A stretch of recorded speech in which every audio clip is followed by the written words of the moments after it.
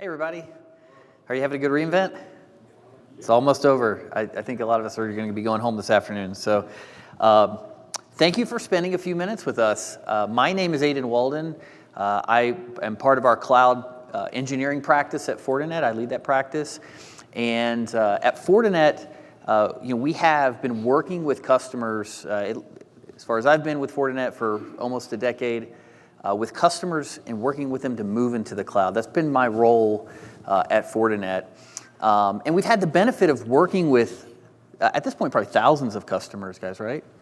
And so that collective experience is something I think worth sharing, and it's constantly being reinforced. And at Fortinet, we're really focused on driving integrations into the cloud platforms themselves, being able to secure your access into the cloud, on the cloud. And we're very focused on making cloud easy to consume from a security perspective. So driving automation through the entire life cycle of deploying cloud, iterating on cloud, and so forth. And so the common interests that our customers bring to us are, how do I first migrate to the cloud? What are best practices that I should apply? And then over time, how do I get the most efficiencies out of cloud and really optimize my cyber experience in the cloud platforms? And so with me, I've got some friends that I'm going to introduce really quickly. And then we'll get into a little bit of Q&A. So we will save you any sort of slideware today. But firstly, I want to introduce Roger Cressy. So Roger, you are a partner at Mountain Wave Ventures out of Arlington, Virginia. Roger has worked with private sector clients on cybersecurity policy and cyber risk management challenges. He spent time in government, including serving in the counterterrorism and cybersecurity positions with the Clinton and Bush White Houses.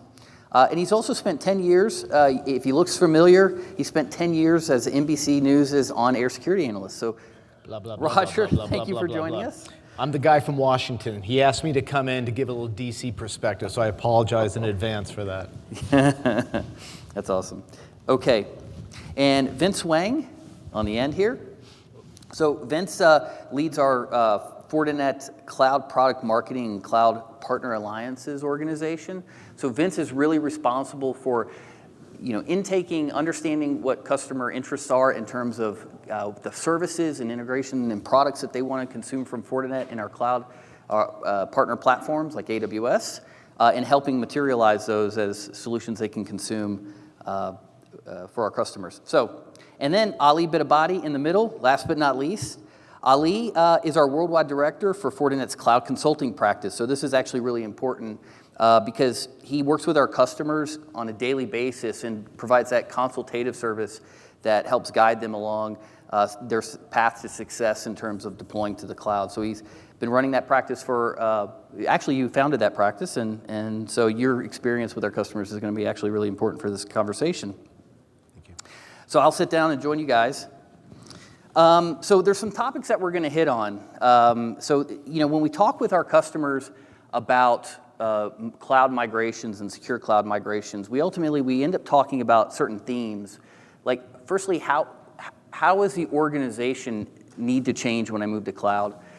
When we talk about organizational constructs in cloud transformation or core IT transformation, that includes things like doing a skill sets assessment, doing a workflow assessment, understanding how I need to adopt things like DevOps and DevSecOps into my practice. And that's pretty foundational. And also we get into talking about what are the benefits and how can we look at tools like AI and ML. I'm sure AWS has inundated you with more AI conversation and announcements than you'll ever forget. And but we'll add to that today. And so we'll talk about some of these things. So I'm going to start with Ali, actually you, if you don't mind. And so, what are you seeing in terms of the consensus interest for large organizations that have consulted with you around cloud and implemented in the cloud, related to initial, like, for example, needs assessments as they do their cloud migrations? And second part of that is, how should security be thought of in terms of supporting desired business outcomes, and what best practices will drive the highest chance of success Thanks, David.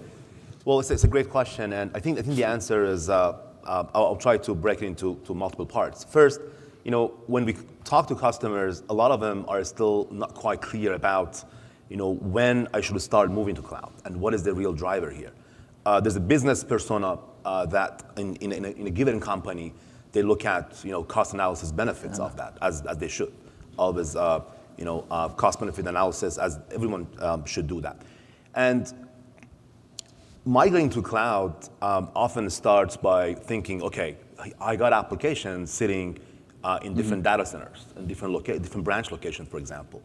How best or how should I even start that move? And there are, as we all know, there are more than one option.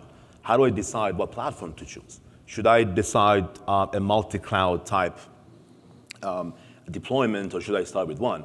And as a consultant, we try to explain to them all of those and the benefits that they might know, but not quite understand in a holistic manner that, hey, if I move my application, if I start moving my applications, should I do a complete lift and shift? Should I start redesigning? A lot of customers, by the way, are still using a monolithic applications, a giant monolithic application, as you guys know, legacy. So if you want to take advantage of the cloud, the first question is, should I redesign my application and then shift to cloud? Or should I start by, in phases? I just move to cloud, hey, it's easier. And then I start thinking about, okay, how about redesigning my application? How about different security construct that I need to protect my applications? And we can talk about this, obviously, during the rest of this conversation. But your second part of the question was, like, security specifically. What we talk to customers, what we remind them is negative consequences of not thinking security beforehand. If you move to cloud, you do the shift and lift, or lift and shift, and then start thinking, it actually might add to the cost of your overall, maintaining the environment and your resources that need to maintain, resources that need to build security into it. So my recommendation to our customers often is, let's start develop a security blueprint from day one. Let's help you understand what security mechanisms you should leverage in cloud, because again, that's other topic, that how security in cloud is different, because there are different aspects. As we know, cloud networking is more democratized, is flat. So all of it we can, of course, talk in more detail during the rest of it. But my short answer would be, we have to start by developing a security blueprint to make sure customers don't have to go and redesign once they migrate to cloud. So yeah, appreciate that, Elliot. So Roger, maybe you can weigh in on this. How does something like a security blueprint come from like desired outcomes? Ultimately, I mean, we're securing something, but isn't there a need to understand what the customer's actually accomplishing and aligning? I guess what I'm saying is, how do you promote security as promoting the actual goals of the business? Well, I think the biggest challenge with security, for years now, it still is being looked at as an expense. It's still being looked at as not a fundamental need to have. That has changed over time, and we can get into some of the reasons.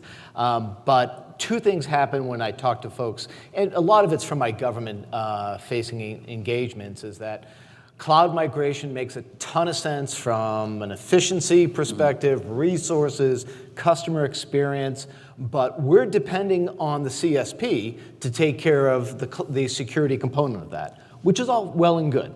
But you need to articulate what it is, to Ali's point about a blueprint, that matters to you. So this gets back to the old school, what are your crown jewels? What are the things that are the most important that you need to ensure are protected in a cloud environment that still allows you to do your job and allows your business to function properly?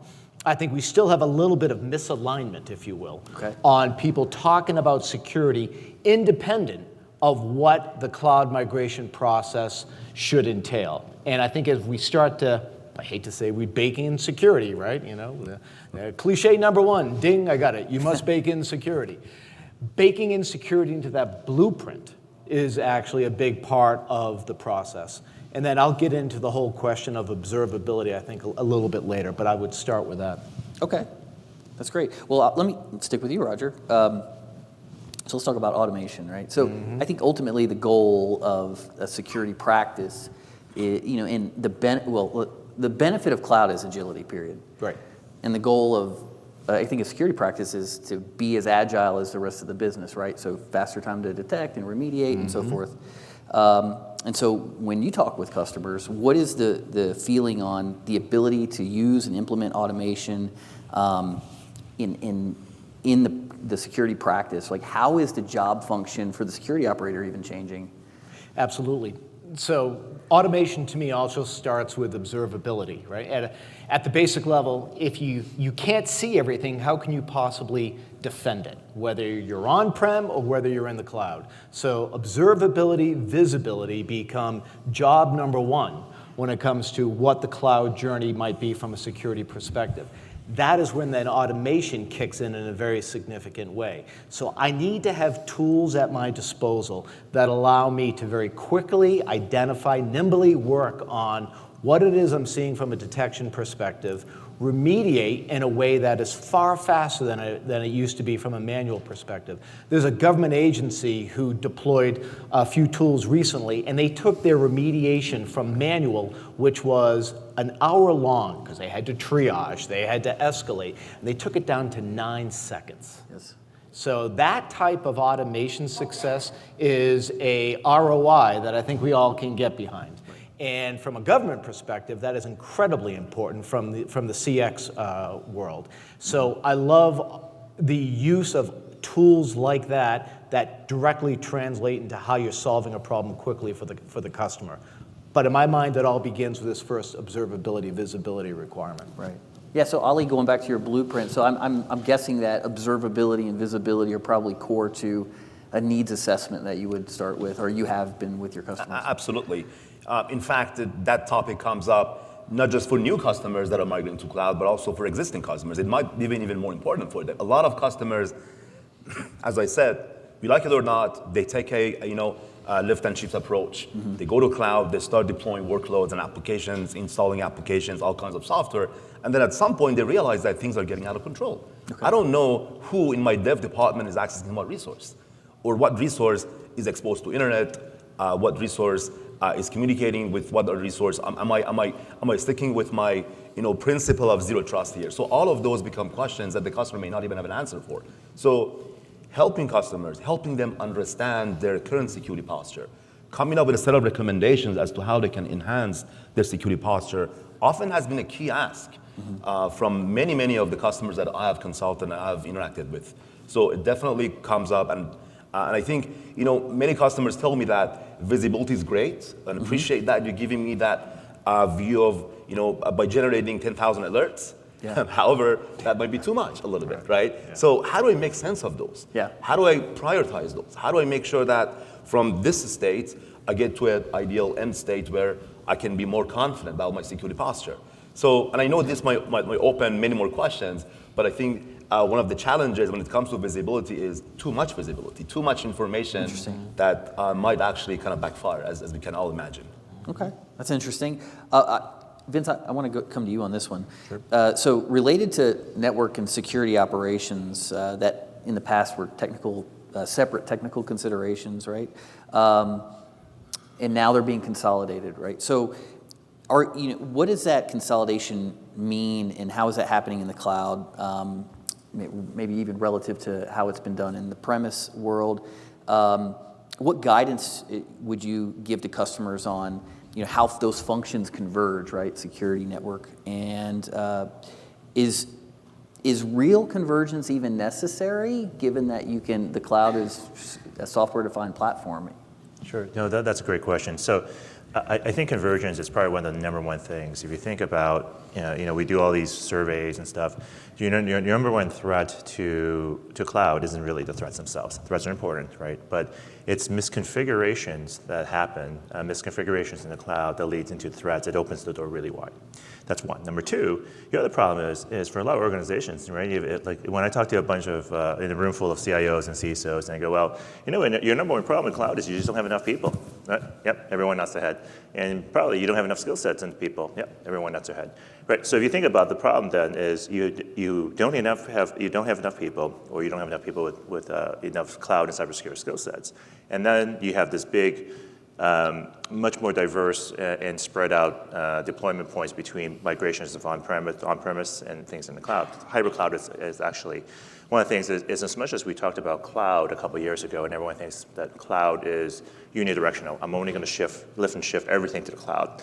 But what we're seeing now is a lot of organizations are actually taking those applications and repatriating them back into on-premise. So it's a hybrid world, right? And so if you don't have enough people, and misconfiguration is your number one problem, and then you've got a bigger deployment point between hybrid things on-prem and in the cloud, what do you do, right? So what you need to do is one, we talked about automation, that's really important, but two, it's how do we simplify less vendors, right? So less vendors, less solution points to manage, and bringing that into as few solutions as possible. So think of it like a platform. You want to look at things and adopt things from a platform perspective, because as you do a platform perspective and you ensure that gives you that centralized visibility and centralized control management, and things become more predictable. The second thing is you want to think about it, security and your solutions from a consistency perspective. Imagine this, you have a firewall. Your firewall today on-prem, let's say you're running the FortiGates, and then you're running something in the cloud, and that you happen to choose another vendor in the cloud. And guess what? If the solutions are different, an alert generated here and the way the alerts and policies happen in the cloud are going to be two different things. So if you don't have enough time, you don't have enough people, you don't have enough skill sets, and you have to deal with two separate sets of alerts and configurations and policies, that's just room for exposure, right? And that's room for error. And so, but if you have the same solution that runs the same policies and the same OS and the same everything else, like our FortiGates on-premise or in the cloud, then it's real simple. What generates in the cloud and what generates on-prem means the same thing. Policies are configured the same.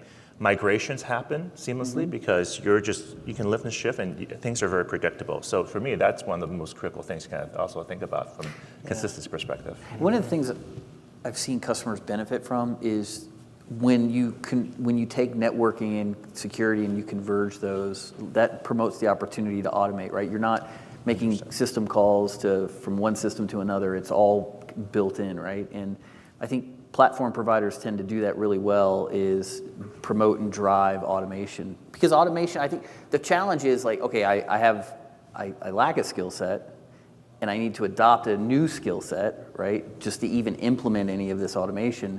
And so being able to have a platform that actually promotes the delivery of automation without having to know all this stuff, has been really important. Yeah, 100%. Yeah, and that's why SOAR platforms are so popular, especially for cloud environments.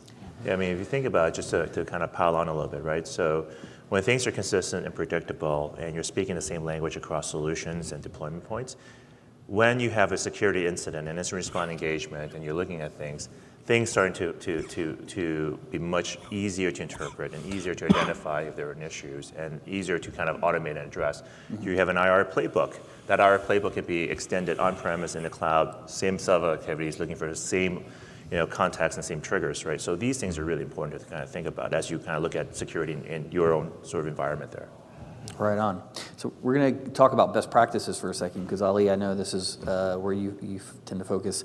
So considering, or with network, platform, and application security, we approach those as three distinct things, right? But they have dependencies between them.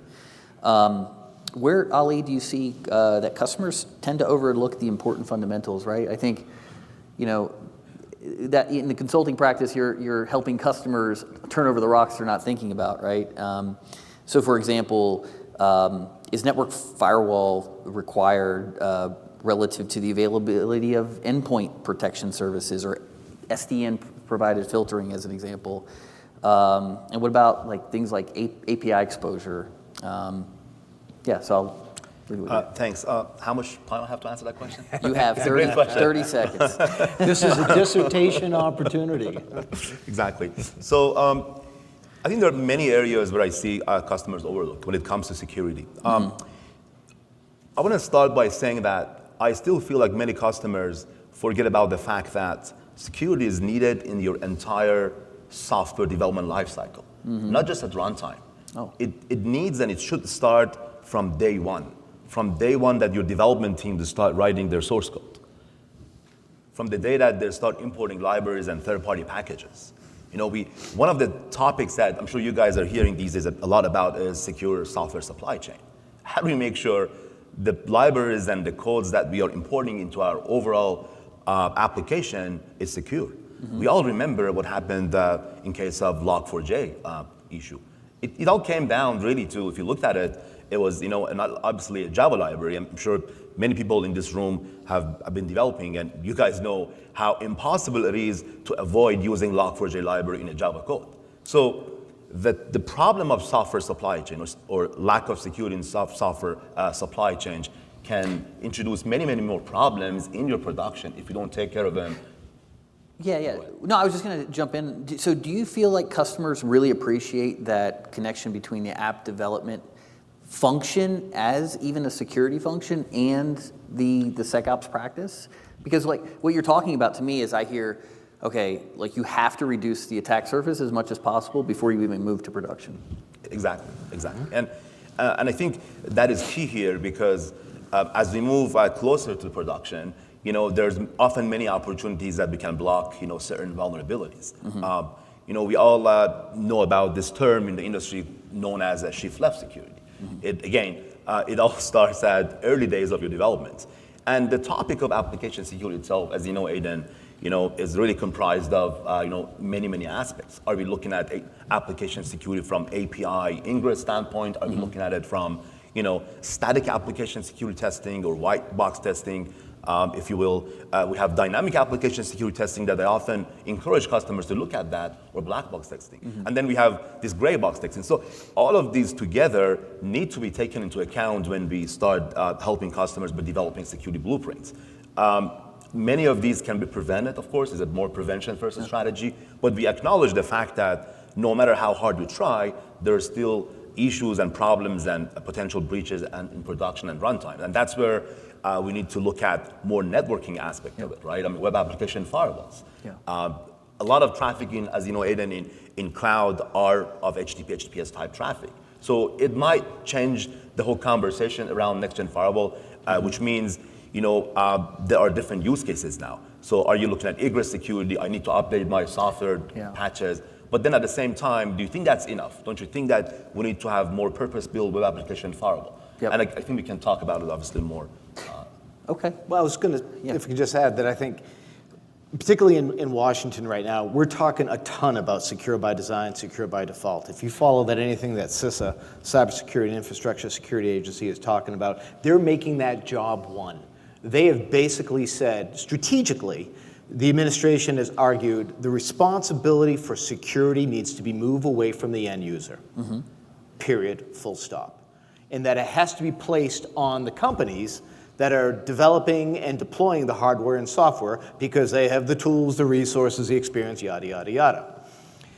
As a customer, as you're looking in your journey to the cloud, what is your question that you ask about what products are being designed securely? And if it's not a secure by design objective, what is being introduced from a security default perspective? The customer is accountable to a certain degree in asking the right questions. I think Dali's point about how to develop that blueprint, you have to be asking those questions on a regular basis. The second thing is our other, cliche number 3 would be zero trust, right? Zero trust is foundational, right? Yeah, thank you very much. Well, it is, but if you read the National Security Agency's overarching document on security trust on ZTNA, the first thing they say is zero trust is about creating a culture. A culture where you assume you're going to be breached. The essence of zero trust is basically an admission and a recognition of failure. And so that is a mindset as much as it is a technology. Combined with the right technology, you can have a much more robust and holistic security approach to your products, to your enterprise. And certainly in a cloud-based environment, that is absolutely critical. But it is as much about the individual and their role and responsibility and what they're doing, right? I mean, most of the most interesting breaches are due to credential compromise. That's because, and this is a diplomatic term, some unintentional doofus makes a mistake and therefore creates an opportunity to be exploited. Or they think they're doing the right thing and they weren't trained properly and they did not have the controls in place to prevent them from doing something unintentionally stupid. Yeah. So this is all part and parcel of the overall journey, I think, as we talk about security best practices. Well, all right. So, let me stick with you then, Roger. That was my rant. I number like one. it. That's why you're here. So, all right. Well, since given your government experience, let's talk about risk for a second. Mm-hmm. What are CISOs doing differently relative to what they're having to assess from a risk profile, risk tolerance, and compliance perspective for cloud, right? So, like, just the concept of GRC, does that change for them for cloud, like, in terms of the best practices that you're seeing them apply? What does that look like for you? So I do work with a multi-billion-dollar systems integrator, and we had this exact conversation. And their concern at the end of the day is they're providing capabilities and services to government, and they're using a variety of CSPs, is that if something goes sideways, who's left holding the bag when that happens? Is it the CSP who failed on the security side, or is it the systems integrator who was just bringing in their product, services, and capability? There is no answer to that question. What it does mean from a GRC perspective is most of the CISOs I talk to are having to do more with less. The gravy days are over for the foreseeable future. The regulatory requirements that are coming are going to be even more stringent. This whole shifting responsibility away from the end user, that's coming to a corporate board near you sooner rather than later if it hasn't already happened. So that becomes a driver in terms of what type of security practices you're following. The other part of this is, and this is like, we shouldn't be talking about this because some of the CSPs might blow a gasket. Okay. Cloud is critical infrastructure. It is. Our economic security is dependent on it now. Our national security is dependent on it now. So we have to deal with cloud from a critical infrastructure perspective. That puts even more regulatory requirements. The White House is going to identify cloud as critical infrastructure in 2024. It might be a subset of Section 9, but it's going to happen. So what does that mean GRC-wise? Well, it means there's going to be a lot more push for basic minimum security standards to be mandated. Okay. And, if you're not doing the basic minimum security standards to begin with, what are you doing? But that's a rhetorical question, too. So, okay, well, in AWS, at events like this, we hear a lot about shared responsibility. Absolutely. Right? So is shared responsibility just, like, should be ignored and you should just assume that, because, ultimately, nobody's going to assume your risk. Like, right. You've got to account for that, right? So, right. Do we lean on the shared responsibility model too much? Anybody can answer that.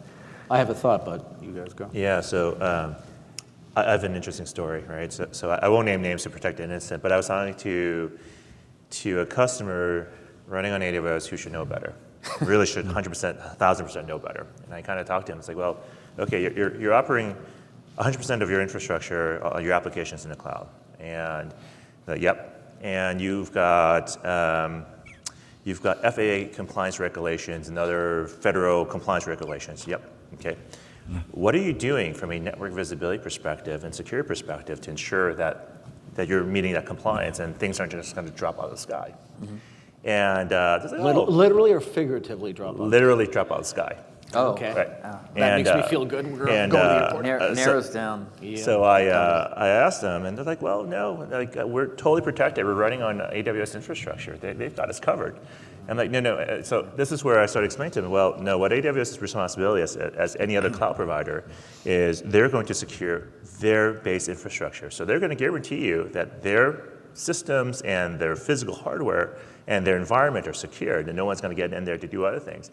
But your applications are your own responsibility. Even if you migrate everything, but the applications, they have zero accountability for that, right? And that's the shared responsibility model. Mm-hmm.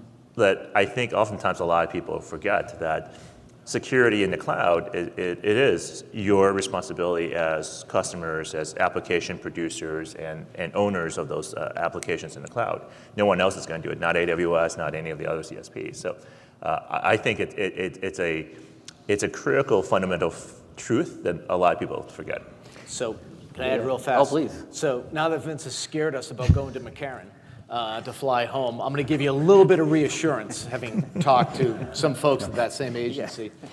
There are a number of mission-critical applications, mission-critical functions that are never going to go to the cloud from that certain agency's perspective. They are staying on-prem for as long as they possibly can. And there's a reason why, because you don't want the CSPs to be responsible for the security of some of these mission-critical applications and capabilities. Where I'm going with this is that full cloud migration is not going to happen in my professional lifetime. For a lot of government agencies, and I think for a lot of enterprises too, because the hybrid environment has a series of fundamental requirements, and it's going to stay here for a very long time. Therefore, the shared responsibility element of this becomes even more important. Now, if you're a small and medium business, the majority of the security responsibility is going to go to the CSP, because that's one of the reasons why you migrated to begin with, right? You know, they've got the capabilities. What AWS threw out over the past couple of days is fantastic. That is really encouraging. And the fact that they're now going to mandate multi-factor authentication for privileged users is great too. Little past due from my perspective. And now Google has raised their hand and said, oh, no, we're going to do it first. And I'm like, hey, that's all awesome. You guys fight it out. But you're going in the right direction. So the shared responsibility, I think, is not going away anytime soon for that reason. If I may, Aiden, I want to pile on what Vince mentioned about his story and his experience with a large customer in cloud. And I hear similar stories myself. I see customers like, hey, you know, isn't it the AWS responsibility? You know, like they should help me secure that. And I love the way that everything in AWS is like, you know, is easy to consume, it's native. So I do hear some concerns that some customers have when it comes to consuming security products. And their response to me is, hey, you know, I don't have the resources. I'm not ready to take a 2 a.m. call telling me that, you know, my failover failed. So virtual machine infrastructure for me is not going to work. I've heard that from many customers. And then I think it's up to cybersecurity vendors, the vendors that really have the knowledge and have deep expertise to offer solution to customers to really look at these feedbacks and try to come up with solutions that offer customers a first-party type, you know, experience, a SaaS type experience, for example. In fact, as an example, at Fortinet, because of so many of these feedbacks that we have received, we decided to build a SaaS next-gen firewall that gives customers the type of experience that they would want to see. Some of the customers, cloud-born customers, that they would like to see from an AWS product. And it has simplified operations. They don't really need to worry about, you know, things like, you know, OS upgrade or my failover failed, all of. So I think some of these concerns are real, and vendors should not just dismiss them and saying, hey, you know, like drop those and just consume the consumption model that I offer you. No, I think sometimes we need to also work on our end to offer more flexibility to customers in terms of how they can consume the products and offer them really a better user experience. Yeah, right on. Thank you. All right, so I got an open question for all of you. So get an opinion here, because this is going back to both potentially automation, but it's really about operationalizing data.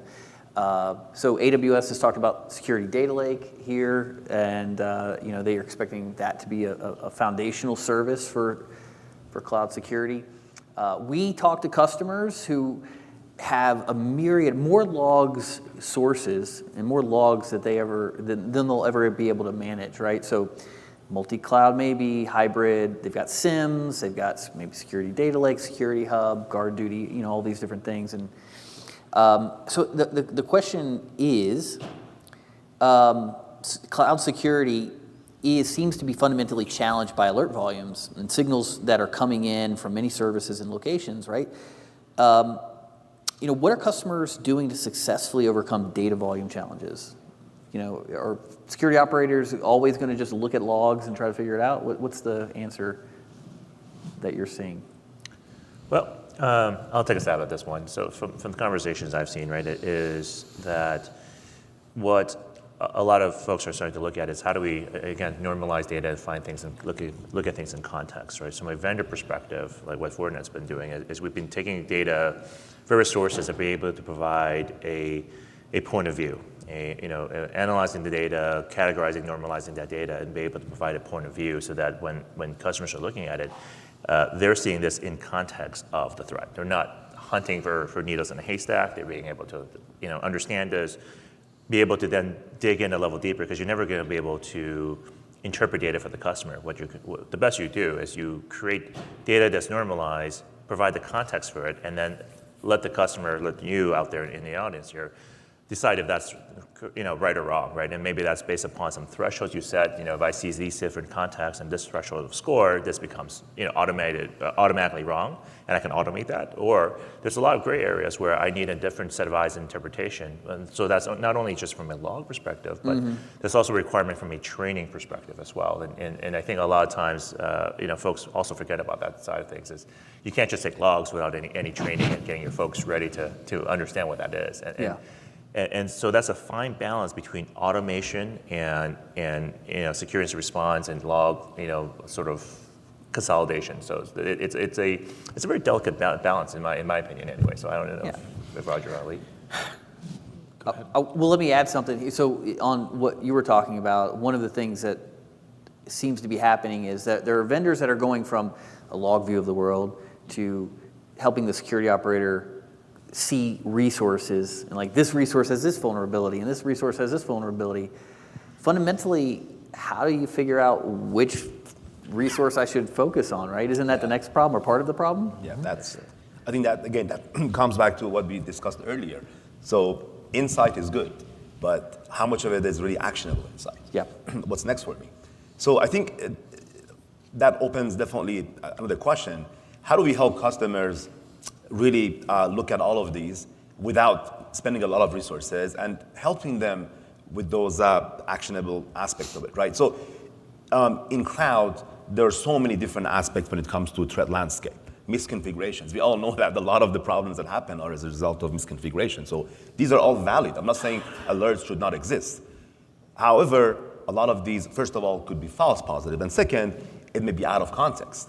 Unless we provide the right context to customers, unless we really show them a roadmap, show them a path to how they can remediate those, it's not going to be much useful for customers. So again, as a cybersecurity vendor, or cybersecurity vendors in general, I think it's up to us to help our customers to really ease that whole pain by not introducing another pain. Meaning that, our automation plays a key role here.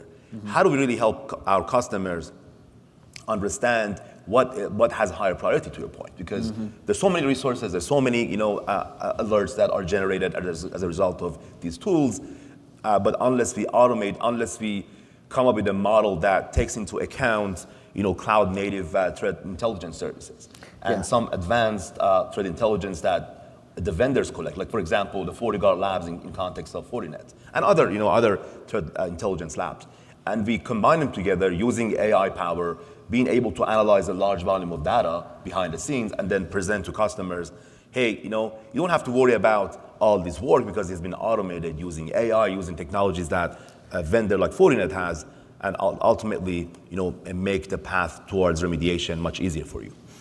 So, am I up to cliche number 4? Yes. All right. So this is going to be audience participation. Cliche number 4 in this issue. I'm drowning in data, but I am starving for information. Conference-induced narcolepsy. Come on, you guys know this one. This is the huge issue, I think, that a lot of clients are still having, right? Yeah. We're getting so many alerts. We're getting such a tremendous amount of granularity and fidelity into the information we're getting, yet we still need to have the right information to act upon. What is actionable in this world? To Ali's point about what the threat labs are producing and the threat intelligence has never been better. But there's 2 things that are in play here. The first is all alerts are not equal. Yeah. All vulnerabilities are not equal. And you need to be able to work with vendors who can help you triage what the alert database, if you will, product is coming at you. In the government, right, when it comes to known exploited vulnerabilities and critical vulnerabilities, the government is giving 48 to 72 hours to agencies in the Fed Civ space to patch those. That's what CISA is saying right now. But there are a whole host of other vulnerabilities that are not at that same level. So you need to deploy products and work with partners who can help you triage that in a way that makes more sense.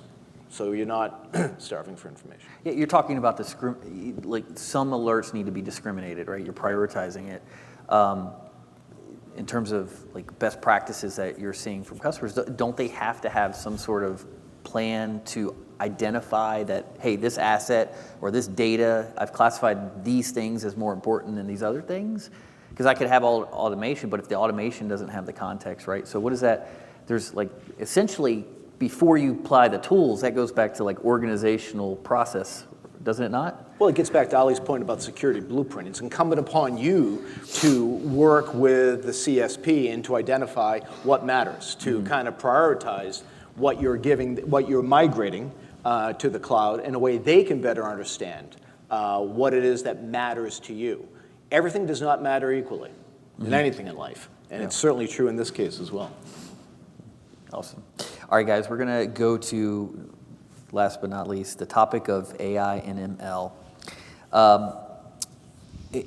Where are customers actually getting the most benefit, right? There's a lot of hype around AI but where are customers getting the most benefit out of AI in the security landscape? So let's take that first. I will say that, or ask or add to it, are the problems that customers have today truly being answered by AI as a benefit?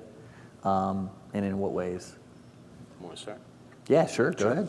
I was open to anybody. So the bottom line is AI has been around for a while, but it's now the center square on everyone's bingo card, and I hope you all got a little disc on it. The issue is always going to be from an advanced threat hunt perspective, from a malware identification and a remediation perspective. AI-enabled capabilities will help you do it faster, more complete, and more successfully. And I think the fight that we're now having between the adversaries, the whole spectrum, and all of us, the collective good people, is going to be that race to see how we can use AI-enabled security capabilities to reduce the time to identification, time to remediation. Again, in a zero trust environment, you're going to get exploited.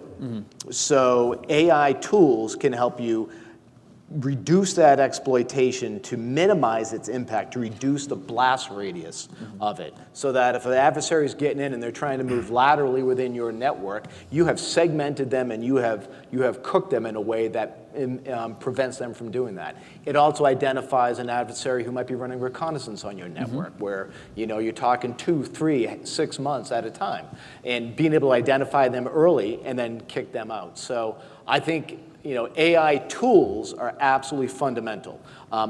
Let's not oversell it, though. Yeah. Okay? And let's not worry about Skynet right now. But these tools are very important. I'm worried about Skynet. I agree with you, Roger, 100%. I'm worried about the Whopper. That is It's a very War important. Games reference. Yeah, absolutely. And a lot needs to be done, to be honest, on the whole area of AI in terms of making sure we know where to apply AI where and how to really take advantage of the technology. I think it's still early. It's interesting, but one topic that I was discussing actually with a partner yesterday was, if you look at a lot of companies that offer AI and talk about security for AI, they take a very brute force approach, meaning that, okay, I'm dealing with AI traffic. What do I do with it? Do I block it? Do I allow it?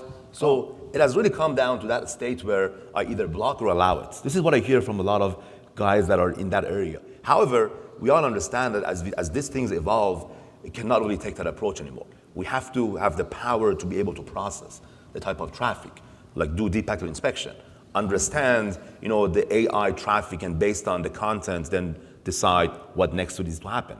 A block or allow type approach won't last, in my opinion. Right now, it's pretty much what we see in the industry, but I think that's a major area for improvement that vendors should start looking into it, and I think some of the vendors have done that. And it means adding that to SASE solutions, SSEs. Like it's not just about one aspect of security. I think it's a topic that I believe more and more we'll hear about. But ultimately, to Roger's point, let's not overhype it. Let's understand where we should use it, and also understand how we can and we should deal with AI type traffic.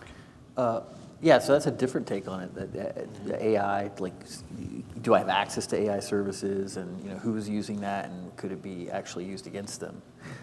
I actually, I may be the contrarian here, maybe so, but in context. We like contrarians. So I think when it comes to AI, I think a couple of things to keep in mind. AI is not new, right? AI has been around since probably the early 1970s.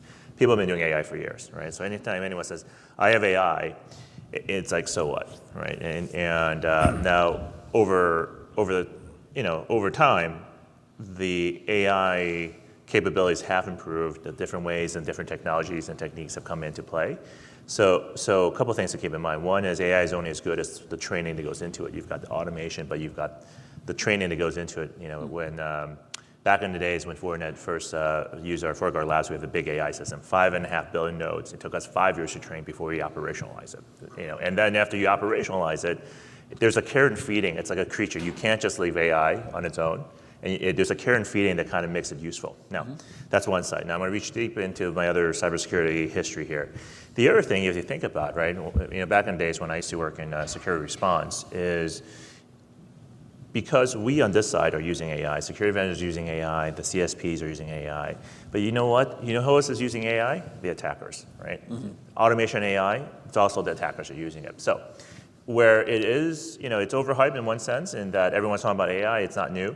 But it's not that it's not important. It's actually even more important in the sense that you have to understand what's going into your AI and how that's being used, because attackers are using it, and you need to choose solutions that equally have AI capabilities that are robust enough with enough resourcing or dedication investments to care and feed for the security AI to counteract the attacker's AI. And that is one of the things that kind of, it's a delicate balance. And of course, now we're using it in other different ways with generative AI and everything else. But that all comes into, it has a purpose. It's not the end all and be all. But it's important to ensure solutions have that capability built in. Out there as practitioners understand what goes into that system, and then be able to understand the context of that. And actually, Vince was not as contrarian as you might think. But the other part about this is it's as much about the model, but it's also even more about the data itself, where that data comes from, when, how, right? So there is this whole question of data integrity, data provenance when it comes to AI solutions that are being offered. And I think as customers, when you're looking at companies that are providing an AI-enabled capability, from a language model perspective, what type of data are they using there, right? So there is a private sector coalition, it's in the New York Times today, Data and Trust Alliance. What it's not made up of are the developers of AI, particularly in Gen AI, right? It's not, Anthropic and Microsoft and Google and others. It's the deployers, which you all are. You're deployers. And it's companies like Nike and MasterCard and Walgreens. And what they have just put out are a series of standards that are getting to this whole issue of data provenance. We need to know where your data is coming from. We need to understand it. It's almost a little bit of, we're going to take the food labeling approach to data provenance when it comes to what goes into large language models. I don't know if that's totally achievable, but I like where they're going with it. And I think that's an important part of the AI debate right now. Yeah, for individuals, and if you are implementing AI, I want to draw one specific distinction. There is a difference between AI and ML. And when you're looking at security tooling, right, ML is very good at saying, does it look like a duck, sound like a duck, act like a duck? Oh, it must be a duck. That correlation of, is this anomaly actually a threat? And so once it defines that, then applying AI on top of that is where you can get a lot of benefit to help your operator understand, okay, this is what this is actually means to me and here's how I would go about resolving it. But right? then I want to take that, does it look like a duck, and have deep learning to ensure, is it Daffy Duck or is it Donald Duck? Right. Because one might be more of a threat to us than the other, intentionally or otherwise. Yeah, Exactly. That's a good point. Okay, so I'm going to leave a few minutes in case anyone wants to ask these guys any questions. They have tons of experience working with our customers. Before I do that, we'll start with Vince and come back this way. Any parting thoughts, like key best practices that you've, that stick out with customers repeatedly, things that might be overlooked, or areas where they should consider where automation can drive a lot of benefit? Well, I think there's automation, but I think that's another thing that a lot of customers also overlook is the fact that what you do today is going to be different than what you do tomorrow. That nothing is static in your environment, the cloud or any sort of your deployments. So you need to think about solutions and how you do your tooling and solutions and vendors that gives you the ability to achieve flexibility in that design and the flexibility in your deployment, because that's going to change. And a lot of times I talk to customers and, well, you're on a path and you had a roadmap, but that roadmap 6 months from now, something else happens because the board has made a decision to do something else, right? And so we often talk about security from a technical solutions and the capabilities perspective, but we rarely talk about security from the standpoint of flexibility and be able to build in flexibility in your designs, build in flexibility in your choice of vendors and solutions, and then be able to act quickly through that. So, I guess a malform of that is being able to use pay-go designs, right? So if you use solutions that are running on pay-go, that's great, but it's very expensive. When you change your mind, you have to redeploy, but then have to think about solutions where you have to do minimal deployment, minimal reconfigurations, and then on top of that, how do you automate that through even license management, license lifecycle management, automating that into building in infrastructure as code to things getting stood up, being changed configurations, managing that seamlessly. Those things are also very important to think about from an automation perspective. Ali? I think I want to close by talking again about blueprints. Okay. And how blueprints needs to be looked at with the great security emphasis. I can't emphasize this enough that there's so much opportunity for customers to make missteps in the design and architecture. And if they don't know exactly their own objectives, if they don't understand how to reach an end state in the cloud, that potentially gives them more opportunities for missteps in overall design. And I have seen this in many situations. I remember just very short story with a customer, a leading healthcare provider. They said, we know how to do it. We thank you. We're gonna just migrate and then deploy and use some native security constructs. And even they said, we are happy to even use your products, but we'll do it without really looking at it holistically. What happened was, after a few months, they were seeing outage after outage, and then they spent weeks and months on trying to understand what's going wrong. Almost every month or every few weeks, they would see an outage. Huge business impact. This is a large healthcare organization. So they reached out to us finally and said, okay, now I think, we need you. Can you guys look at our design? And it was kind of late because they already had suffered so much, but I guess it never is late in these situations. And it all came down really to an expired API key in their AWS. You won't believe that. That expired API key caused so much outage because they were using, an SDN-based solution. And Aidan, how, API plays a central role in those deployments. They would have avoided all of those. They would not have suffered if they spent, maybe a couple days spending time on those blueprints, understanding, what is the best practice when it comes to deploying security in AWS, lowering their business risk by a lot. So again, emphasizing the importance of security blueprints or blueprint in general when you're migrating to cloud. Security cannot be afterthought. I know it's a cliche, but that cliche, if you don't follow those best practices, can cause you millions of dollars, in lost revenues and impact. All right. We like cliches, so that's all good. I think Ali's point on the blueprint, we're going to continue to hammer this home to all of you. It becomes so important. And you can't make an assumption that your CSP is going to do it all for you.